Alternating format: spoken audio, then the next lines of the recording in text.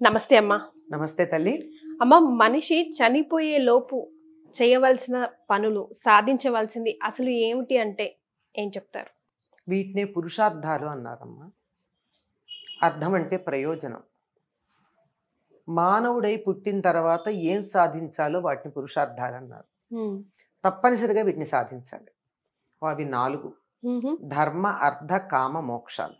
ఈ 4కే పురుషార్థములు అని పేరు. ఇప్పుడు మీరు అడిగిన దాన్ని సంస్కృతంలో చెప్పింది. తప్పనిసరిగా మనిషి సాధించాల్సినవి ఏమిటి అంటే, మొట్టమొదట ధర్మం. తన విద్యుక్త ధర్మం ఏదైతే ఉందో, మనిషిగా తాను పుట్టినందువల్ల ఏమేమి చేయాలో వాటిని తూచా తప్పకుండా ఆచరించటం ధర్మం. ఎప్పుడే పని చేయాలో చేయడమే ధర్మం. 2, అర్థం. ధర్మబద్ధంగా డబ్బుని సంపాదించాలి. డబ్బు సంపాదించద్దు అని చెప్పి మన ధర్మశాస్త్రాలు ఏమీ చెప్పలేదు.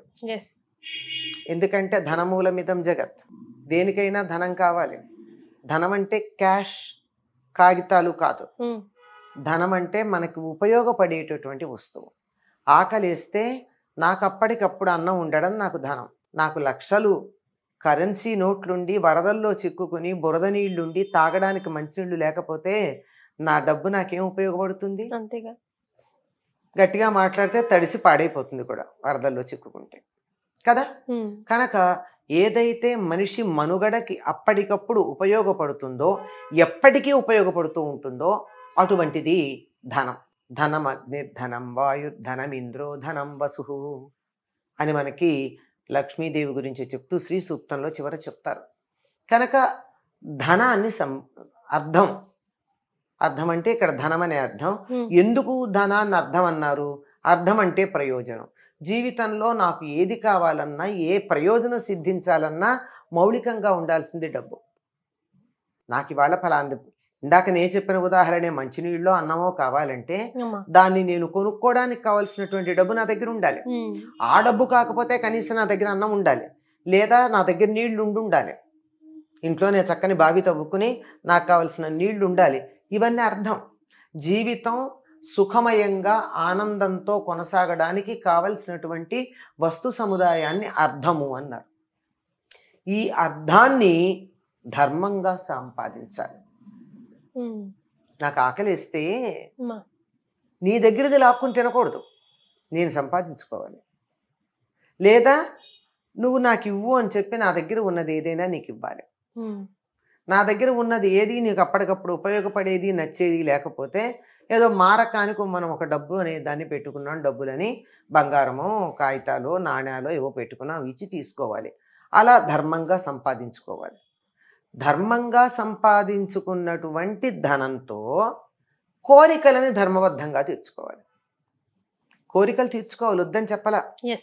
తప్పనిసరిగా మనకేమైనా కోరికలు ఉంటే తీర్చుకోవాలి. అవి ఎలా ఉండాలి? ఆ కోరికలు ధర్మబద్ధంగా ఉండాలి.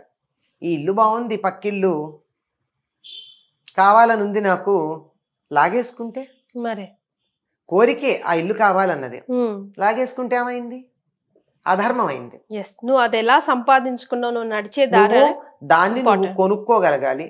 ఎలా? డబ్బు ఇచ్చి. ఆ డబ్బు నువ్వు ధర్మంగా సంపాదించి ఉండాలి. లేదంటే అటువంటి ఇల్లు, అటువంటి వాతావరణం మరొక చోట నిర్మాణం చేసుకో. అంతేగాని కోరిక తీర్చుకోవద్దని చెప్పట్లా, ఆ కోరికని ధర్మంగా తీర్చుకోమన్నారు. ఇప్పుడు నాకు ఐస్ క్రీమ్ తినాలనుంది, నేను డబ్బు ఇచ్చి కొనుక్కుంటా, అది ధర్మం. అది కూడా నేను కొనుక్కున్న డబ్బు కూడా ధర్మంగా నేను సంపాదించుకున్నది, తప్పేం లేదు. కానీ నీ దగ్గర ఉన్న ఐస్ క్రీమ్ నేను లాక్కుంటే అది తప్పు కదా.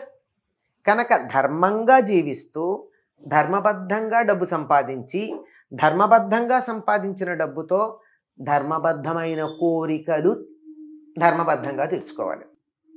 కోరికల్లో కూడా అన్నీ ధర్మబద్ధంగానే ఉండాలి. అన్నీ ఎట్ట పడితే అట్లా కాదు.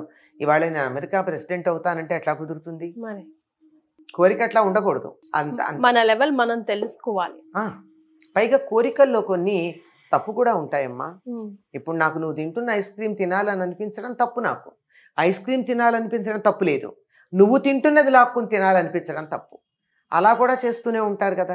కనుక కోరిక ఉండొచ్చు, అది ధర్మబద్ధంగా ఉండాలి. దాన్ని ధర్మంగా తీర్చుకోవాలి. సో మనిషి అయిన వాడు ముఖ్యంగా ధర్మాన్ని పట్టుకొని నడవడం వెరీ ఇంపార్టెంట్, చాలా ఇంపార్టెంట్. అప్పుడు ఏమవుతుంది, నాలుగోదైనటువంటి పురుషార్థం సిద్ధిస్తుంది. దానికోసం ఏం ప్రయత్నం చేయగల మోక్షం సిద్ధిస్తుంది. మోక్షం కోసం ప్రత్యేకంగా చేయాల్సిందేం లేదు. ధర్మంగా జీవిస్తూ డబ్బు ధర్మంగా సంపాదించి కోరికల్ని ధర్మంగా తీర్చుకుంటే తప్పనిసరిగా. అంటే కొన్ని సిచ్యువేషన్ లో మనకు కరెక్ట్ అనిపించవచ్చు, ఎదుటివాడికి అది రాంగ్ అనిపించవచ్చు. అది దృష్టి దోషమే. ధర్మం ఏదో అది ఉండనే ఉంటుందిగా. ఇప్పుడు నీ దగ్గరించి నేను లాక్కోవడం ధర్మమా అధర్మమా? కనపడుతూనే ఉంది. కానీ గొంతు నొప్పితో బాధపడుతూ డాక్టర్లు వద్దని చెప్తూ ఉన్నప్పుడు బిడ్డ ఐస్ క్రీమ్ పక్క వాళ్ళు ఎవరో తెలియకుండా ఇస్తే తింటూ ఉంటే తల్లి ఏమార్చి లాక్కుంటుందే, అది ధర్మమా అధర్మమా? ధర్మమే. అది బిడ్డ దృష్టిలో అధర్మం. అధర్మం, తల్లి దృష్టిలో ధర్మం. అందుకని ఎవరి దృష్టితో వాళ్ళు ఆలోచించడం కాదు, ఆ రెండింటిలో ఏది ధర్మమో ఆలోచించాలి. నిజానికి బిడ్డ దృష్టి తప్ప అక్కడ, తల్లి దృష్టి సరైంది. అంచేత కొంచెం జాగ్రత్తగా విశ్లేషణ చేసి కనుక చూసినట్టయితే ధర్మం తెలుస్తూనే ఉంటుంది. సో ధర్మం ఫస్ట్. నెక్స్ట్ అమ్మా అర్థం. డబ్బు సంపాదన. డబ్బు లేనిదే మనకి జీవితం గడవదు. డబ్బు అంటే ఈ కరెన్సీ అనే కాదు, ఏదైనా సరే మన కోరికలు తీర్చడానికి పనికొచ్చే వస్తువులు, అది 2. వాటితో కోరికలు తీర్చుకోవడం 3.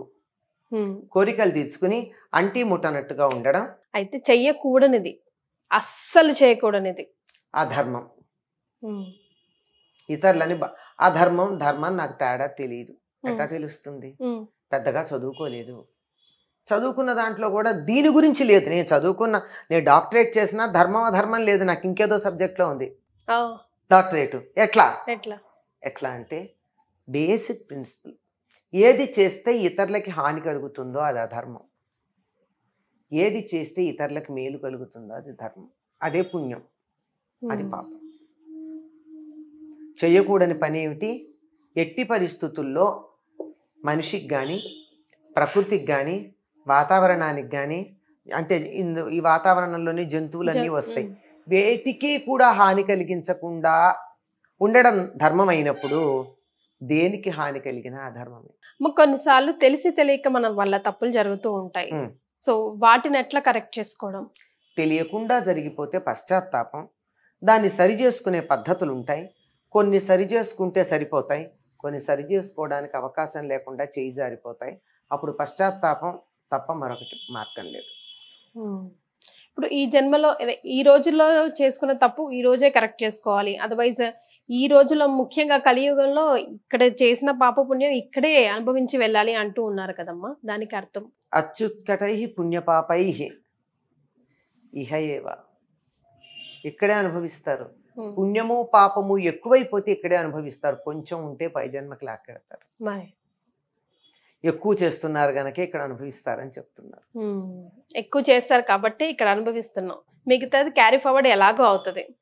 ఇప్పుడు మనిషి ఏదో ఒక టైంలో సారీ ఫీల్ అవుతాడు వాడు చేస్తున్న తప్పికి, తప్పనిసరిగా. సో అప్పుడు ప్రక్షాళన చేసుకోవడం తనను తాను ఎట్లా ఉంటుందా? చాలా మార్గాలు ఉంటాయి చేసిన తప్పును బట్టి. ఇప్పుడు అన్నిటికీ ఒకే రకంగా ఉండదు కదమ్మా, అన్నిటికీ ఒకే రకమైనటువంటి ప్రక్షాళన ఉండదు. ఇప్పుడు దుమ్ము పడింది, శుభ్రం చేసుకోవాలంటే దులిపితే పోతుంది. నూనె మరక పడింది, సబ్బు పెట్టి వేస్తే పోతుంది. కాలింది, బాగవుతుందా? అవదు, తేడా ఉంది కదా. బట్ట మీద దుమ్ము పడింది, దులిపి అయిపోయింది. ఏదో నూనె ఇంకో పడింది, డిటర్జెంట్ పెట్టి కడిగావు, పోయింది. పూర్తిగా కాలింది, దాన్ని ఏం చేస్తావు? కనుక నువ్వు చేసినటువంటి తప్పు పని ఎటువంటిది అన్న దాన్ని బట్టి ఉంటుంది. అన్నిటికీ ఒకటేని ఎలా చెప్తాం? కరెక్ట్, చేసిన దాన్ని బట్టి ఉంటుంది. సో మనం ఏది చేసినా ఏది చేయబోతున్నా ఒక సెకండ్ ఆలోచించి అక్కడ ఆగి ఇది ధర్మమా అధర్మమా అని ఆలోచిస్తే మన ఇన్స్టెంటే చెప్పేస్తుంది మనకి. మన అమ్మ ఎప్పుడు లోపల నుంచి మన హృదయంలో ఉన్నటువంటి దైవం తప్పనిసరిగా నువ్వు చేసేది తప్పో ఒప్పో తెలియ చెప్తూనే ఉంటాడు. మనం వినం, వింటే చాలు. ఎస్, అక్కడే మనం సగం కరెక్ట్ చేసుకున్న వాళ్ళం అవుతాం. నరుముసుకో అంటాం మనస్సుని. ఈసారికి అయిపోని అంటాం. ఈసారికి నువ్వు నోరు మూసుకొని ఏం చేస్తా తర్వాత నుంచి చెప్పని చెప్తాం. మన అంతరాత్మ మనకి చెప్తూనే ఉంటుంది, చెప్పకుండా ఉండదమ్మా. అయితే అసలు నీ ఎప్పుడూ నోరెత్తకుండా శాశ్వతంగా పీక నొక్కి ఉంచినటువంటి వాళ్ళ సంగతి చెప్పలేం కానీ నార్మల్గా ఉండే మనలాంటి వాళ్ళందరికీ చెప్తూనే ఉంటుంది ఇది తప్పు ఇది ఒప్పు అని. కరెక్ట్. దాని మాట విన్నా సగం ధర్మం పట్టుకున్నట్టే మనం.